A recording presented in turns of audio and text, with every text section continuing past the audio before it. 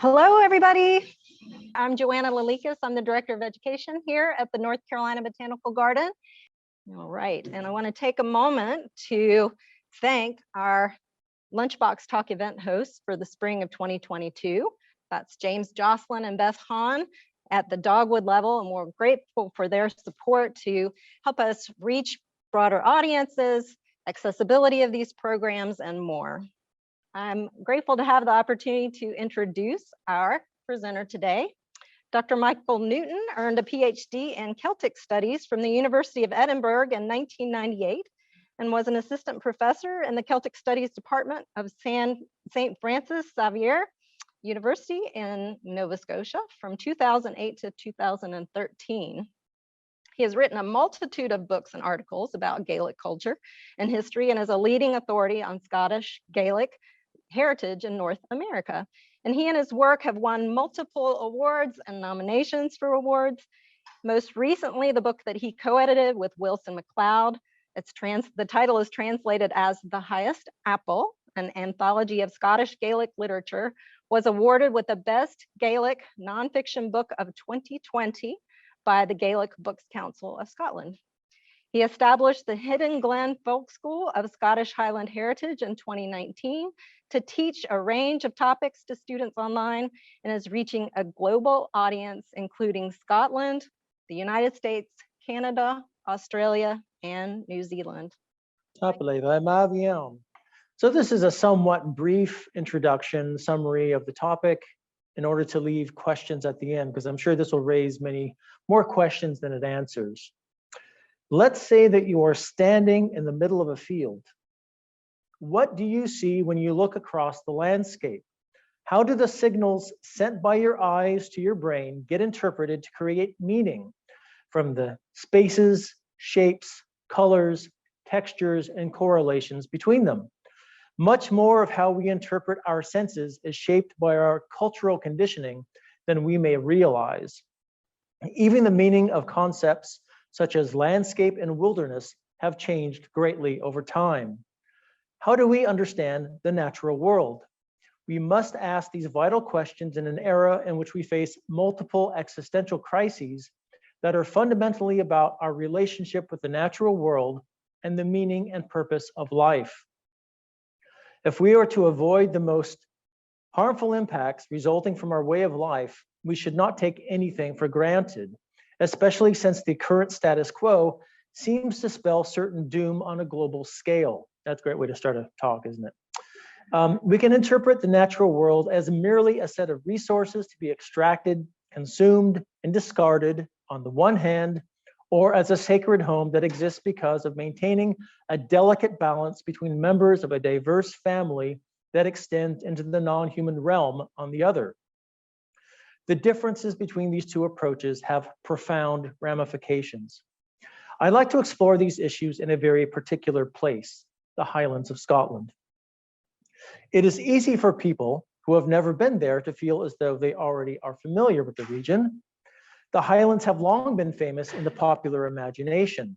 Nowadays, Outlander is the vehicle for conducting imaginary tours through the Highlands, but it was the poems of Ossian in the 1760s, the novels of Walter Scott in the early 1800s, and the films of Disney in the mid-1900s.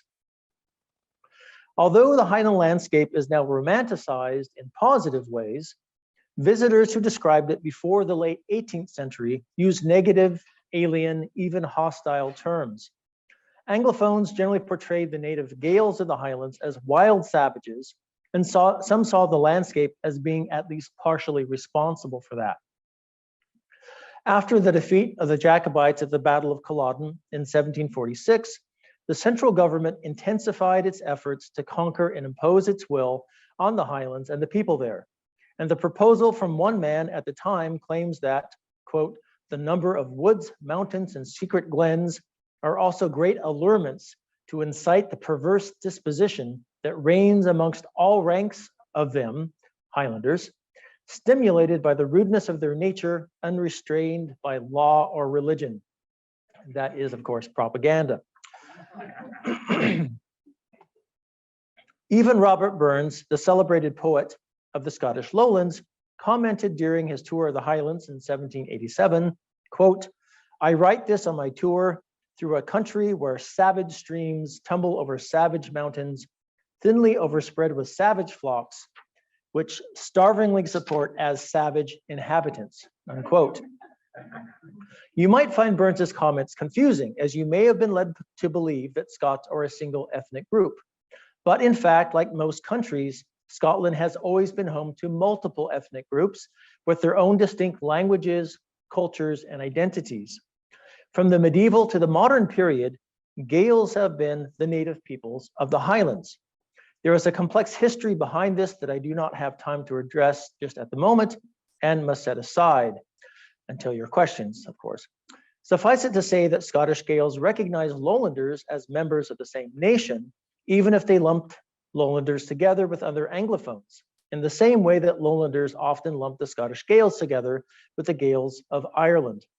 Language is and has always been a marker of ethnicity as well as a vehicle for culture. But to return to landscape and nature. The notion of the sublime, popularized by the Romantic movement, transformed the wilderness from being a source of fear and horror to being a place of wonder and inspiration. The native Gaels, oops, I seem to have clicked that twice. Let's see. The native Gaels of the Highlands did not need such convincing. They had linguistic resources, literary traditions, beliefs, and customs that fostered a high degree of ecological consciousness. It is perhaps remarkable that the Scottish Highlands made a major contribution to this artistic revolution. In 1760, James Macpherson, a native Scottish Gael from Badenoch, published a pamphlet entitled Fragments of Ancient Poetry Collected in the Highlands of Scotland and Translated from the Gaelic or Erse language, written in essentially free verse. Although Macpherson used themes, characters, motifs, and plots from Gaelic literature, he reshaped them according to the aesthetic expectations of an Anglophone audience in order to create a national Scottish epic. Here is a sample excerpt featuring the key Gaelic characters. By the side of a rock on the hill, the aged trees, old Ossian sat on the moss, the last of the race of Fingal. Sightless are his aged eyes, his beard is waving in the wind. Dull through the leafless trees, he heard the voice of the north.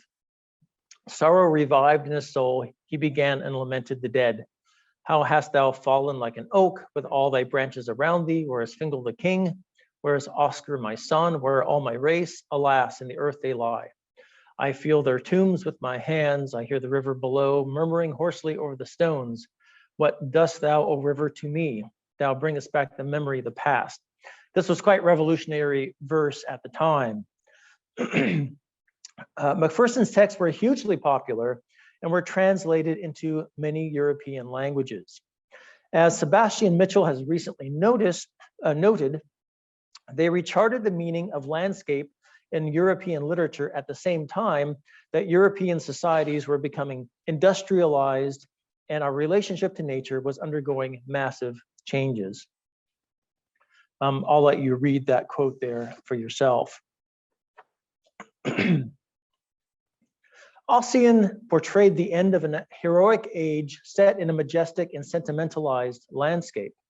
Walter Scott took these literary formula and crafted new epic poems and novels around these themes. His work was so innovative and influential that he has been credited as the father of historical fiction. And many of his novels, such as Waverley, explore the conflicts between the traditional order of the Scottish Gaels and the expanding power of Anglo-modernity, with all of their dramatic consequences. Some might see it as a positive outcome that these literary works brought greater attention to the Scottish Highlands as a tourist destination, or as a site of nostalgic commemoration. But the pervasive dominance of these Anglophone texts has also had the effect of silencing the voices of the native Gaels of the Highlands and of obscuring what their own perceptions were of the landscape and nature in their own mountains, straths, and glens, in their own language and literary traditions. I'll start with the Gaelic language, as that is the native language of the Scottish Highlands and the language are the names of the majority of the features of the landscape. Color terms provide an example of how the Gaelic language is highly attuned to the local environment. Different languages divide the color spectrum differently and create nuance about what is relevant to the speakers of the language for their own purposes. Gaelic has been spoken for many centuries by people living in an environment at a high latitude with high amounts of rainfall, living near large peatlands and a pastoral economy based primarily on the grazing of cattle and goats. Gaelic words distinguish between colors of the same hue, but differing degrees of saturation and luminosity. In addition, there is a variety of terms for textures and patterns of color, such as found on animal skins and in the Highland landscape. The conclusion in a recent study of the Gaelic view of the world summarizes. Excuse me. The conservative system of color naming in Gaelic habituated its speakers to notice shininess, degree of saturation, and pattern. In Gaelic, color did not have a fixed objective value, but was mutable, part of a process defined in relative terms by other colors in the domain and moving back and forth along scales of hue, saturation, and shininess. Most of you will have heard the idea that the Inuit have 20 different words for snow, as there are many varieties of that element in their environment, and there is practical importance in being able to describe its precise quality. The equivalent for this in the Gaelic world might be the names for various kinds of hills, mountains, and summits. A recent study examined 650 such place names in a region of Highland Perthshire and distinguished 19 different terms in all with distinct characteristics. You can see some of them on this chart. There is thus a clear logic in the Gaelic lexicon that helps Gaelic speakers make sense of the features of the landscape, encoding their relative size, shape, degree of ruggedness, and more.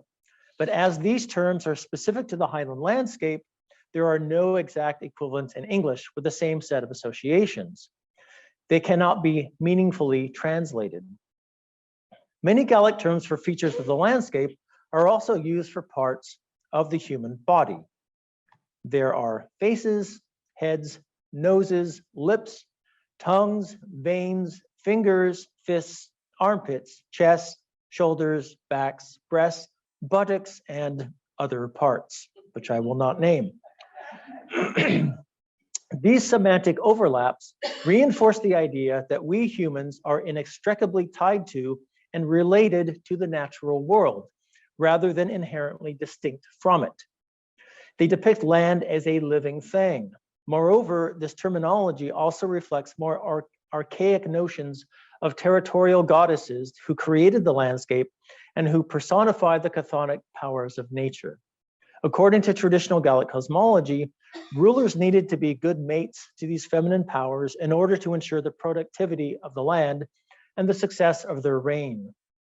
So I'm going to take a quick drink of water.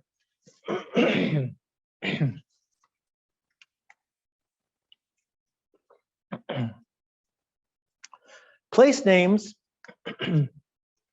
are not merely physical descriptions, but often encode family, community, and social history in them, and have a wide range of usages in Gaelic tradition. There is a remarkable density of place names in the Highlands, which has the practical function of being able to identify locations on the landscape with precision. Many place names commemorate people and events. There are traditional stories that explain their origins and songs that celebrate their presence in people's lives. A knowledge of these names function in Gaelic culture as a kind of verification that people belong to particular communities. John McInnes argued that Gaelic oral tradition fosters this sense of belonging and way of looking at the world. Excuse me, I just can't get this phlegm out of my throat. Quote, the native Gael who was instructed in this poetry carries in his imagination not so much a landscape, not a sense of geography alone, nor of history alone, but a formal order of experience in which all of these are merged. What is to a stranger an expanse of empty countryside, magnificent or drab according to prevailing notions, to the native sensibility can be a dynamic, perhaps even heroic territory, people with figures, from history and legend. In fact, these understandings of nature, these understandings of nature, landscape, and the human social relationship to territory are often conveyed in Gaelic literature from the early medieval period to the present day. One of the more remarkable of these is a poem of 72 stanzas composed by the hunter bard Dol Mac Ciúnlainn and Dan of Loch in the late 16th century. It is a contemplation of the meaning of place, culture, and mortality, framed as a dialogue between himself and an aged owl. I've pulled out 3 stanzas that express the strong attachment between people and place. The poet is referring to himself in the first 2 stanzas and to Rule, chieftain of the MacDonalds of Keppoch, in the 3rd. I'll read you the first stanza, which you can't even actually see properly in Gaelic, and I'll read the rest in English. Craig mochriasa, Craig uanoch, Craig sen dueris kuch jamarach, Craig nen ayen sen daf shulach, sa Craig yulver elnver erach. The Craig of my heart is Craig uanoch, the Craig of part of my childhood. Craig of the hinds and stags roaming, tuneful, grassy Craig of many pathways. Craig, by the way, is a word borrowed from Gaelic into English. I will drink and not forsake her environs. I will not wander away on a tether. The foster mother of the deer that make the belling is that shapely, high, bright, fresh water. You were the fosterling of Craig Uanoch. Long since I heard it discussed. The bright heart that was not unsightly. It is to you that the widow would submit. We can see in these and other verses of the song that it exudes with intimacy with the locations, whose names are enumerated with love and affection. Even in those days, this was a remote hunting ground where stalkers followed the deer, and the hunt is referred to and inferred to be a kind of communion between heroic men, the environment, and the deer themselves. In keeping with the ancient practice of fosterage that bound people across genealogical divisions for millennia, the landscape is here called the nurse or foster mother of the creatures who drew their sustenance from it. And this also echoes notions of the chthonic goddess that I mentioned earlier. I'll give you just one further example from the literary canon. The Tragedy of Durre and the Sons of Uisneach had been composed by the 12th century, but a scribe based in southern Argyllshire copied it by hand into a manuscript in about the year 1500, expanding on its themes of exile and homeland. According to the tale, the beautiful Deirdre, her lover Nuasha, and his 2 brothers went to Scotland in exile in order to escape the wrath of King Conchobar of Ulster. After many years in hiding, the warrior Fergus is sent to convince them to return home, unaware of the trap being laid for them. This is part of their dialogue. Again, I'll read this to you in Gaelic and then we'll go to the English translation. Is fiar duchas nagach ni ar Fergus, Urni eving donjach mahis de maid, mana eichke a duchas. Is fiar shin ar snoosje. Doi is aanteloom pain, Ada in Alba, gemat mo de my Alban de Yoing. Duchas is better than everything else, said Fergus, for no amount of wealth can bring happiness to someone if he cannot see his duchas. That is true, said Nuasha, for Ireland is dearer to me than Scotland, even though I have enjoyed far more of the wealth of Scotland. The Gaelic term duchas has no exact equivalent in English. It originally had a narrow range of concrete meanings, primarily hereditary right or claim, and secondarily native land. It then acquired further metaphysical usages relating to people, such as hereditary trait, innate quality, inalienable right, and family tradition by the early medieval period. The flexible and fluid quality of duchas made it particularly useful for discussing the customs, values, and duties. Would it be possible to get warm water? Yeah, I think that would help. Thank you. I'll try this out. The flexible and fluid quality of duchas made it particularly useful for discussing the customs, values, and duties prescribed by tradition, while also encompassing ancestral land. The excerpt from the Tragedy of Durre reflects the strong sense of belonging in Gaelic tradition and says explicitly that living on native land is more valuable than material wealth extracted from foreign lands. Although there are many further examples of the literary expression of these concepts that we could explore, I'd like to move on to questions of how customs and rituals reflect understandings of nature and landscape. Okay, try popping this in now. Although there were and still are many traditions that could be examined, those associated with death are particularly resonant. No other event has such a deep emotional impact on a community, as well as human costs and practical implications. This is why death customs tend to be the most conservative of all in any culture. John McInnes told a mutual friend of ours that one of the nicknames for death at the time of death in Gaelic tradition is La Mor na Benya, the great day of the mountain. This seems to refer to the ritual mourning for the dead done by keening women traversing the hills, certainly in the company of the funeral procession, but maybe also as an element of lost traditions of grieving. Thank you. Death is not the end of our existence in Gaelic cosmology. After a proper wake and keening, the soul joins the ancestors and the gods in the other world, although in more recent folklore, these figures have mutated slightly to become the Shiikin, or fairies.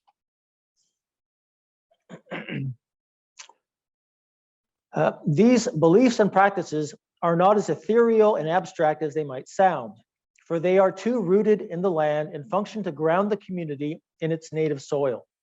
A synthesis of native Gaelic cosmology and Christianity prevailed in the Highlands until recent times. In the late 17th century, Reverend Robert Kirk commented, quote, "There would be many places called FairyHills, which the mountain people, Highlanders, think impious and dangerous to peel or discover by taking earth or wood from them, superstitiously believing the souls of their predecessors to dwell there. And for that end, they say, a moat or mound was dedicated beside every churchyard to receive the souls until their adjacent bodies arise, and so became as a fairy hill." Such fairy hills were treated with reverence and awe, and in the domesticated landscape, they served as oases for flora and fauna. One such was next to the very church where Reverend Kirk served as a minister. It is named Taum Nanangel. The first element of the place name means hill, but the second can mean either angel or fire. The second interpretation relates to the fact that fires were lit here on the two main festivals of the ritual year, Samhain, or Halloween, and Bealtaine, or May Day. Like many similar spots in the Highlands, this hallowed ground served as the center of clan rituals, the resting place of ancestors who could continue to participate in the life of the community, and the portal into the other world of the fairy folk. So to return to the issue with which I opened this discussion, the Gaelic mindset does not merely see the landscape in biological terms, but as a stage for historical events that are encoded in place names, as a living body where numinous forces are manifest in a variety of forms, and as a holy altar where humans perform the rituals that help to maintain the order of the universe. You might easily assume that these matters all belong to the distant past and have no real bearing on the present or future. Perhaps your ancestors were dispossessed for their homes in the Highlands, or were at least pressured to emigrate through economic hardship, bringing their descendants, it's a little interfering slightly with my speaking, bringing their descendants to a land where they could exercise self-determination and enjoy greater material comfort than they did in the old country, at least for a few generations. But the past is not really even past. to quote a famous Southern writer. The era of forced dispossession from the mid-18th century through the late 19th century is usually referred to as the Highland clearances and was a prototypical abuse of imperial power. The remnants of an antiquated feudal system in Scotland still prevent communities from having access to land that is rightfully theirs. Scotland has one of the worst concentrations of land ownership in the so-called developed world, and it continues to disadvantage local communities who must compete with billionaires seeking to acquire new playgrounds. It is one of the last places in Europe where land can be bought and sold on a whim by anyone with enough money. Some clever businessmen seeking to cash in on our ecological angst are now buying up huge tracts of land in the Highlands in order to establish so-called rewilding projects. The estates are often inappropriately labeled as unspoiled wilderness, suppressing the fact that they were once home to large populations. This new crop of global elite now threaten to entrench these inequalities and to thwart the question of how human communities can coexist with nature in the Highlands.